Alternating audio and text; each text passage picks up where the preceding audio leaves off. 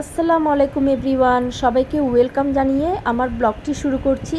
আজকে আমি আপনাদেরকে রাইস কুকারে খুব সহজেই চিকেন রান্না করে দেখাবো।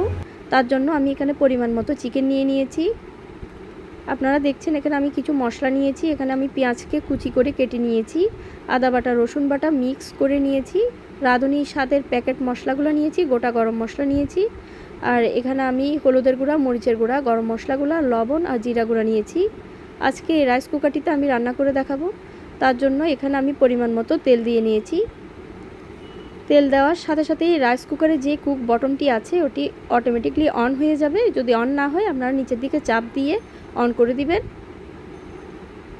তারপর এখানে আমি তেলের মধ্যে সব চিকেনগুলো দিয়ে দিব। চিকেনগুলো দেওয়ার পর এখানে আমরা সব মশলাগুলো এখন দিয়ে দিব। এখন আমি পেঁয়াজ কুচি দিয়েছি ফার্স্টে, তারপর এখানে আমি সব গুঁড়া মশলাগুলো দিয়ে দিব।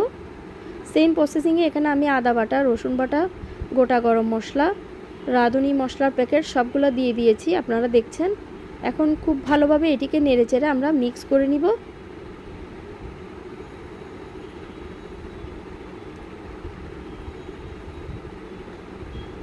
আমাদের মিক্স করা শেষ। এখন আমরা এটির ঢাকনাটি অফ করে দিব এবং কিছুক্ষণ পর আবার চেক করব এটি কষানো হয়েছে কিনা।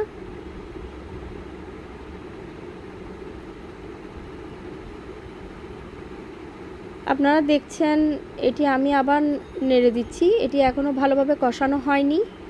যখন কষানো হয়ে যায় তখন তেল উপরে ভেসে ওঠে চিকেনের। এটি এখনও কষানো হয়নি, তার জন্য এটি আমি নেড়ে চেড়ে আবার এটির ঢাকনা অফ করে দিব। কিছুক্ষণ পর আবার আমি চেক করছি এটি কি অবস্থা।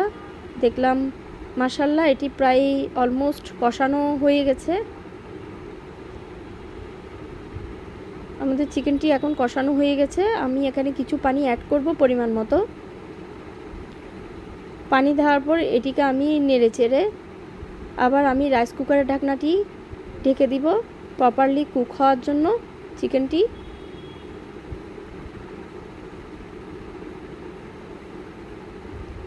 মাশাআল্লাহ কিছুক্ষণ ওয়েট করার পর আমাদের চিকেনটি কুক হয়ে গেছে। এখন আমি এখানে কাঁচামরিচ দিব। আপনারা চাইলে ফার্স্টে কাঁচামরিচ অ্যাড করতে পারেন, বাট ঝাল কম খাই আমরা, তার জন্য আমরা লাস্টে কাঁচামরিচ অ্যাড করছি।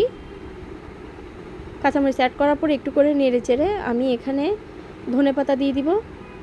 আপনারা দেখছেন আমাদের চিকেনটি রান্না করা হয়ে গেছে। আজকের জন্য এতটুকুই। দেখা হবে অন্য কোনো নেক্সট ব্লগে। আল্লাহ হাফেজ।